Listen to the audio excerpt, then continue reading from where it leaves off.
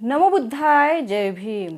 संपूर्ण विश्वाला ज्यांनी सुख शांती आणि दुःखमुक्तीचा मार्ग दिला असे महाकारुणिक तथागत सम्यक संबुद्ध ह्यांच्या चरणी त्रिवार वंदन करते। त्याचबरोबर ज्यांच्यामुळे आज आम्ही ह्या समाजामध्ये मानवर करून जगत आहोत असे संविधानाचे शिल्पकार, युग पुरुष, युग प्रवर्तक, भारतरत्न परमपूज्य बोधिसत्व डॉक्टर बाबासाहेब आंबेडकर ह्यांच्या चरणी सुद्धा त्रिवार वंदन करते। आज आपण बघणार आहोत एक अतिशय महत्त्वपूर्ण विषय, तो म्हणजे बुद्ध ईश्वर नाही तरी त्यांची पूजा का करतात। बुद्ध ईश्वर नाही आहेत तरी सुद्धा त्यांची पूजा का केली जाते। कारण बरेचसे लोक आपल्याला म्हणतात की बुद्ध तर ईश्वर नाही आहेत तरी सुद्धा तुम्ही त्यांची पूजा का करता। कारण भगवान बुद्धांनी स्वतः म्हटलेलं आहे की मी ईश्वर नाही आहे आणि मी ईश्वरांना मानत सुद्धा नाही। तर आपल्याला जो कोणी असा प्रश्न करत असेल तर आजच्या नंतर आपण ह्या प्रश्नांचं बरोबर उत्तर देऊयात आणि आपल्याला सुद्धा ह्या प्रश्नाची माहिती असायला पाहिजे, म्हणून आज ह्या विषयावर आपण चर्चा करणार आहोत। एक व्यक्ती ज्यांनी स्वतःला कधीच ईश्वर म्हटलं नाही, ज्यांनी देव, यज्ञ, मंत्र आणि पूजा अर्चना सुद्धा नाकारली, पण आज त्यांच्या मूर्तीच्या समोर लाखो लोक नतमस्तक होतात। तर ते नतमस्तक का होतात हा विरोधाभास वाटतं ना। तर ह्या प्रश्नाचं उत्तरच आता आपण बघणार आहोत। चला आज या गूढ प्रश्नाचं उत्तर शोधूया। बुद्धांची पूजा का केली जाते जेव्हा ते स्वतः ईश्वर नव्हते। ते ईश्वर नसताना सुद्धा त्यांची पूजा का केली जाते आता आपण बघूयात। जेव्हा लोक देवाला खुश करण्यासाठी प्राण्यांची बळी देत होते, आता सुद्धा बऱ्याचशा जागी प्राण्यांची बळी दिली जाते। मंत्र, यज्ञ, पुजारी यांचा साम्राज्य होता सगळीकडे। तेव्हा मंत्र, यंत्र आणि पुजारी यांचा साम्राज्य होता। आता सुद्धा कुठे कुठे आपल्याला तेच बघायला मिळतं। आणि तेव्हा एक तरुण विचारतो, हा देव जर सर्वशक्तिशाली आहे, ज्या देवाला तुम्ही प्राण्यांची बळी देत आहात, तंत्र, मंत्र आणि यज्ञ हे सगळं महत्त्वाचं आहे, तर हा देव जर एवढा सर्वशक्तिमान आहे तर तो मानवांच्या दुःखाचा का उपाय करत नाही। ह्या तरुणाला प्रश्न निर्माण झाला आणि हा तरुण मग विचारतो। हाच तरुण पुढे झाला बुद्ध। त्यांनी विचारले, देवाने जेव्हा सर्व काही निर्माण केलं तर मग दुःख, मृत्यू आणि रोग का। देवाने जेव्हा सगळं काहीच निर्माण केलं आहे तर मग दुःख, मृत्यू आणि रोग का। हा विचार तोडा करणारा होता आणि ह्या विचारामुळे सगळे लोक हादरले होते। बुद्ध म्हणाले, मी देव नाही, सत्याचा शोध घेणारा मी फक्त एक साधा मानव आहे। त्यांनी सांगितले नाही की तुम्ही प्रार्थना करा, ते म्हणाले श्रम करा, परिश्रम करा, तपश्चर्या करा आणि स्वतः बदल घडवा। अशा प्रकारे भगवान बुद्ध म्हणाले। त्यांनी सांगितलं 4 आर्य सत्य आणि अष्टांगिक मार्ग जे आपलं आयुष्य बदलून टाकतात। हे जे 4 आर्य सत्य आणि अष्टांगिक मार्ग आहे हे आपलं संपूर्ण आयुष्य बदलून टाकतात। हे सत्य सांगणारे कोणी देव नव्हते पण खरं सांगणारे होते। बुद्ध जे होते ते सत्य सांगणारे कोणी देव नव्हते पण खरं सांगणारे एक पुरुष होते। तर आता आपल्या मनामध्ये एक प्रश्न निर्माण होतो की बुद्धांची पूजा लोक का बरं करतात। त्यांनी तर म्हटलं आहे की मी ईश्वर नाही आणि माझी पूजा अर्चना करू नका, आणि ते ईश्वरांना मानत सुद्धा नव्हते, तर तरी सुद्धा लोक त्यांची पूजा का बरं करतात। एका माणसाने कोणतीही चमत्कारिक भाषा न वापरता, कोणताही स्वर्ग नरकाचा भय न दाखवता, त्यांनी कोणतीही चमत्कारिक भाषा वापरली नाही, नाही त्यांनी स्वर्ग नरकाचा भय दाखवला लोकांना। फक्त त्यांनी प्रज्ञा, करुणा आणि शील यावर मानवता उभी केली। भगवान बुद्धांनी फक्त प्रज्ञा, करुणा आणि शील ह्याच्यावर संपूर्ण मानवता उभी केली. त्यांनी सांगितलं की ह्या 3 गोष्टी आपला जीवन बदलवण्यासाठी अत्यंत महत्त्वपूर्ण आहे. मग आपल्याला प्रश्न पडतो, अशा व्यक्तीची आठवण, त्यांचं स्मरण, त्यांच्या शिकवणीची कदर ती पूजा नसेल तर काय असेल? ज्यांनी आपल्याला एवढी मोठी शिकवण दिली तर ती आपल्यासाठी पूजा नसेल तर काय असणार? म्हणून आपल्या मनामध्ये मग नेहमी प्रश्न उत्पन्न होतो की अशा व्यक्तीची आपण आठवण, त्यांचं स्मरण आणि त्यांच्या शिकवणीची जी कदर आहे ती आपल्यासाठी काय आहे? पूजा आहे. बुद्ध पूजा ही ईश्वर पूजा नाही, ती आदराची, प्रेरणाची आणि जागृतीची पूजा आहे. बुद्ध पूजा करणे म्हणजे कोणत्या ईश्वरांची पूजा करणे नाही आहे, तर कशाची पूजा करणे आहे? आदराची, प्रेरणेची आणि जागृतीची पूजा करणे म्हणजेच बुद्ध पूजा असते. बुद्ध मूर्तीचा गूढ अर्थ काय आहे? आपण बुद्ध मूर्ती बघतो, अतिशय शांत मुद्रामध्ये असते, तर त्याचा अर्थ काय आहे?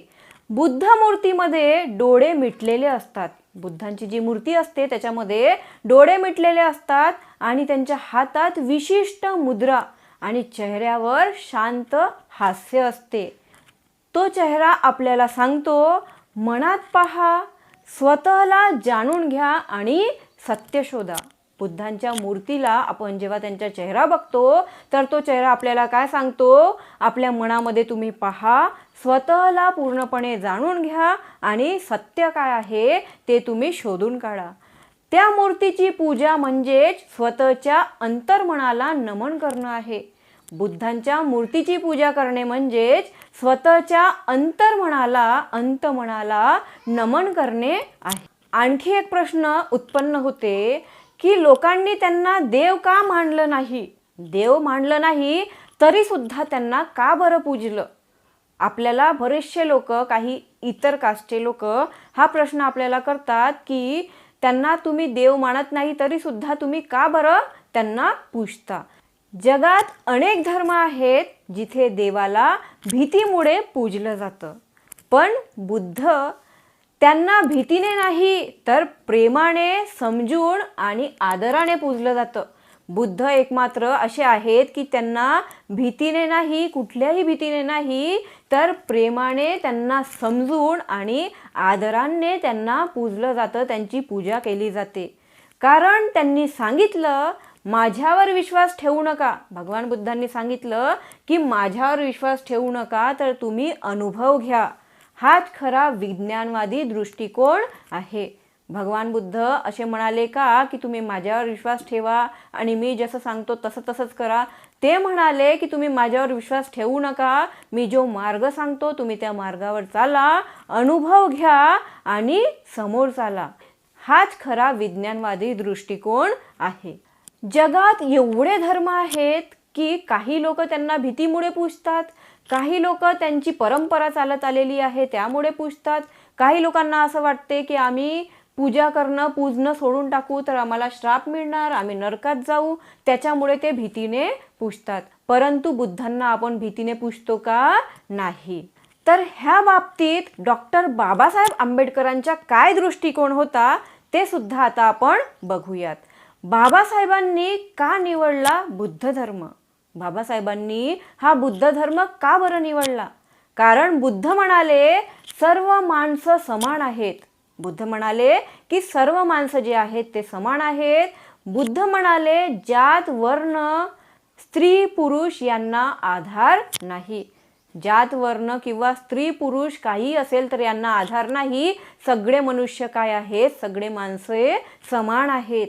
बाबासाहेबांना असा धर्म हवा होता जो माणसाला माणूस मानतो आणि बुद्ध धर्म एकमात्र असा धर्म आहे की ह्या धर्मामध्ये माणसाला माणूस समजला जातो. बुद्ध पूजा म्हणजेच सामाजिक क्रांतीची आठवण. बुद्ध पूजा करणे म्हणजेच आपल्या सामाजिक क्रांतीची आठवण करणे आहे. बुद्ध पूजा केल्यामुळे मानसिक आणि आध्यात्मिक फायदे सुद्धा होतात. आपण जर बुद्ध पूजा केली तर त्याच्यामुळे आपल्याला मानसिक आणि आध्यात्मिक फायदे होतात. एखाद्या शांत बुद्धमूर्तीसमोर बसून जर आपण ध्यान केलं तर आपलं मन शांत होते, आपलं मन ताजं होतं आणि आपल्यामध्ये जेवढी भीती असेल ती भीती कमी होते आणि आपली चिडचिडसुद्धा कमी होते. बुद्धपूजा म्हणजे बाहेरच्या देवाला नव्हे तर आपल्या देवत्वाला जागवणं म्हणजे बुद्धपूजा आहे. बुद्धपूजा म्हणजे गळ्यात हार घालणं नाही तर हृदयात जागा देणं. ती अंधश्रद्धेवर नाही तर शुद्ध विचारांवर आधारित आहे. बुद्धपूजा जी आहे ती अंधश्रद्धेवर आधारित नाही तर शुद्ध विचारांवर आधारित आहे. ती तुम्हाला ईश्वर भक्त नव्हे तर स्वाभिमानी मानव बनवते. बुद्धपूजा जेव्हा आपण करतो तर ही आपल्याला ईश्वर भक्त नाही तर स्वाभिमानी मानव बनवते. बुद्ध पूजनीय आहेत कारण त्यांनी माणसाला देव न होता माणूस राहायची शिकवण दिली आहे. बुद्ध का बरं पूजनीय आहेत तर बुद्ध ह्या कारणासाठी पूजनीय आहेत कारण त्यांनी माणसाला देव नव्हे तर माणूस राहायची शिकवण दिलेली आहे. आज जग बदलतंय, लोक विचार करू लागलेले आहेत. अशा काळात बुद्धांचं स्मरण म्हणजे जागृतीचं प्रतीक आहे. आजचा जो काळ आहे ह्या काळामध्ये लोक बदलत आहेत आणि ह्या काळामध्ये बुद्धांचं स्मरण म्हणजेच जागृतीचं प्रतीक आहे. बुद्ध देव नाहीत पण त्यांच्या शिकवणीने लाखो लोकांना देवत्व प्राप्त केलं. बुद्ध देव तर नाही पण त्यांची जी शिकवण आहे त्या शिकवणुकीमुळे लाखो लोकांना देवत्व प्राप्त झालेलं आहे. तुम्ही सुद्धा विचार करा, आपण अंधश्रद्धेच्या पायात साखळ्या घालणार का की बुद्धांच्या मार्गावर चालत स्वतःचा प्रकाश शोधणार? तर अशा प्रकारे हा व्हिडिओ होता. बुद्धांची पूजा का बरं केली जाते आणि बुद्धांची पूजा करण्याचे कोणते कोणते फायदे आहेत ह्याच्याबद्दल आजचा हा व्हिडिओ होता. हा व्हिडिओ शेअर करा आणि हा जो विचार आहे तो जास्तीत जास्त लोकांपर्यंत पोहोचवा आणि आपल्या लक्षात ठेवा. व्हिडिओ आवडल्यास व्हिडिओला लाईक करा, शेअर करा आणि चॅनलला सबस्क्राईब करा. नमो बुद्धाय. जय भीम.